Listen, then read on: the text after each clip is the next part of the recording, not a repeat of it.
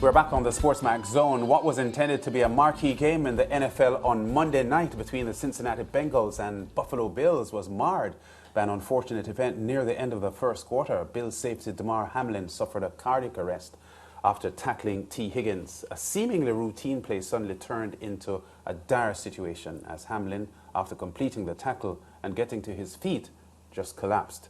An ambulance was brought onto the field and CPR performed on the 24-year-old. He remains in hospital in serious condition. The game was, of course, suspended following an initial temporary break, which lasted over an hour. Several replays of the incident were shown by broadcasters, with many questioning the morality of doing so. Our correspondent Simon Evans covered the game and joins us now. Simon, can you take us back to the moment and what was going through your mind as you covered this horrific moment? Yeah, I mean, it looked a fairly routine challenge. It was a hard tackle to the chest that he took, but those are taken all the time. It's a very violent sport with a lot of hard tackles in it.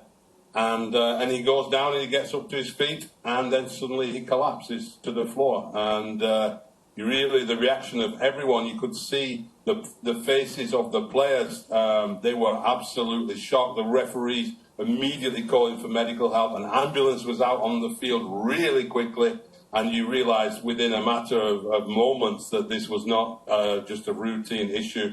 And the fact it wasn't the head, it wasn't a concussion, that he might be able to, have taken a knockout blow, as it were. It was something else, and the players crowding around to shield him from the public view, but also going down on their knees and praying and crying, and very, very emotional and shocking scenes. Yeah, of course, taking our minds back, Simon, to mid-June 2021, when Christian Eriksen collapsed, similar cardiac arrest. I think his heart stopped beating for about 3 minutes.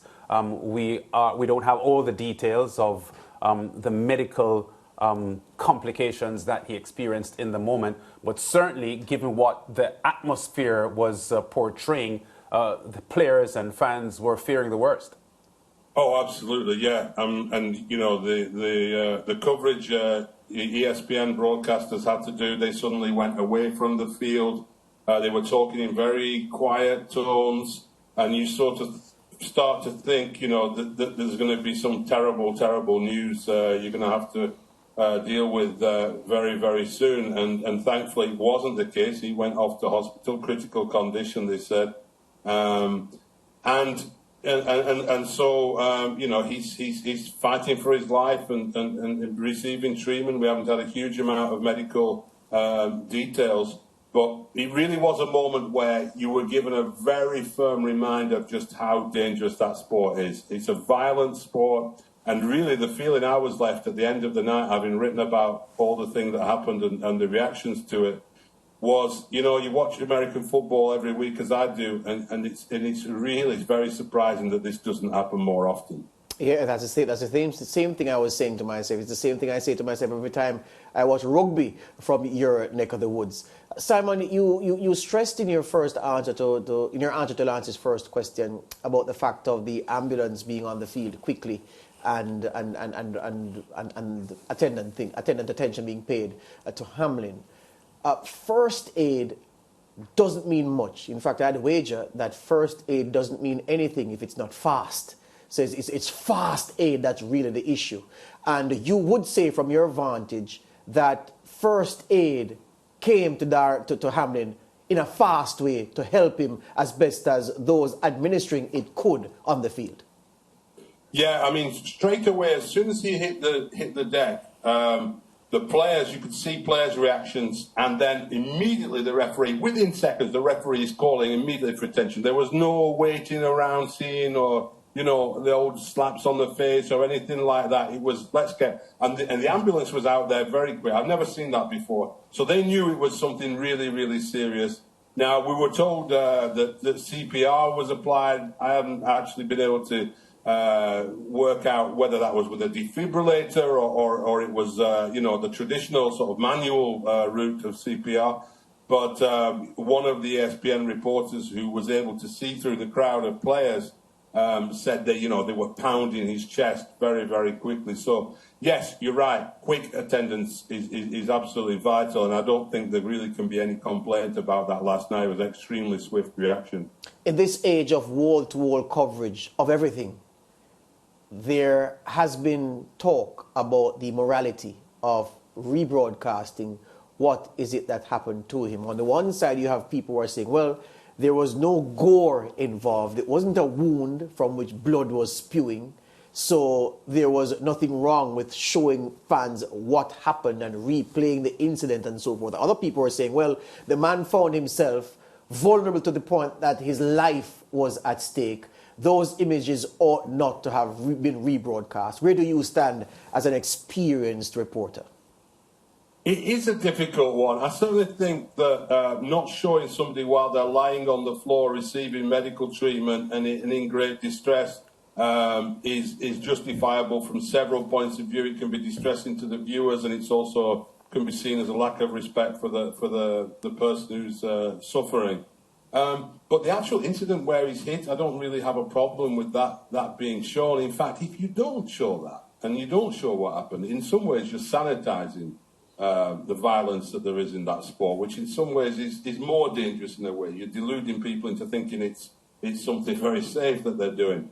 We see people being knocked out by punches in boxing, and we see replays of them hitting the deck. I don't have a problem with that side of it, but I think ESPN did it really well. You have to be respectful when somebody's receiving medical treatment then and respect their privacy. Yep.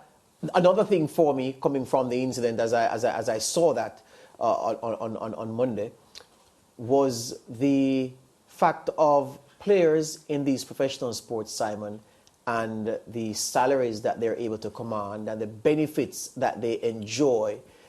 This puts into context why they are so richly, perhaps lavishly rewarded for their exploits. Because in a moment, you can have a concussion that results in permanent brain damage. You can have a contact between an offensive tackle and a defensive, offensive player and a defensive tackle that causes one to lose their lives. You can have a moment of paralysis involved. You can have a life-changing moment in just one coming together that under normal circumstances, it is routine. So for people who are always balking at the salaries that these professionals earn, and of course, Hamlin is nowhere near the highest earner in the NFL, but he earns very good wages relative to the rest of the U.S. population. It puts into context why the players who get these salaries are deserving of it, because in an instant, they can experience a life-changing moment. Yeah, absolutely. And they have very short careers, even if they stay healthy most of the time. I mean, it's not even like people talk about footballers, soccer players having short careers. But you can get 15, 20 years out of a career in football in Europe or South America. And make a decent living. These guys are running back in the NFL. Then they're not playing much more than 4 or 5 seasons quite often because their legs take such hammer from those helmets. They pick up so many injuries. And, you go to the Super Bowl and these Hall of Fame awards and see some of the old players when they turn up at the Super Bowl in their blazers and everyone comes to talk to them and so on. But an awful lot of them are limping or they have other problems. And, of course, there's all the deeper, much more serious brain injuries caused from concussion and so on. They're really gladiators more than sportsmen in a lot of ways. It's a sport that I think a lot of people have trouble watching who aren't really into it because of that gladiatorial aspect of it. Simon, always great talking to you here on the Sports Mac Zone and giving us some insight firsthand as you were there last night to watch those horrific moments there with Damar Hamlin. Thanks, man. Cheers. Yeah, and just from a medical standpoint, before we go to the break, George, there was an explanation here that I saw where they have established that it's not necessarily so that he had a pre-existing heart condition. Mm-hmm. They say normally the heart pumps oxygen-rich blood throughout the body about every second. There is a rhythm to the process, keeping the blood flowing at a healthy pace. But every time the heart beats, there is a tiny moment, less than a fifth of a second, that makes the heart vulnerable to the force of a projectile, such as a hockey puck or a baseball, or in this case, a blow to the chest.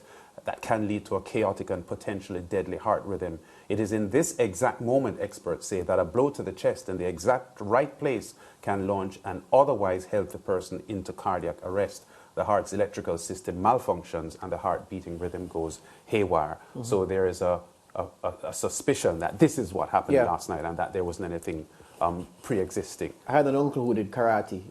So when I was a boy, he was teaching me about the solar plexus and how a punch there could almost immobilize someone. So, and then, of course, later when I did the sciences in high school, it all made sense and connected. So it's in keeping with what you just read. Okay, still to come on the Sportsmat Zone. We're staying in North America because Donovan Mitchell was on fire in the NBA. We'll talk about his sensational 71 points as the Cavs overturned a 21-point deficit to beat Chicago Bulls.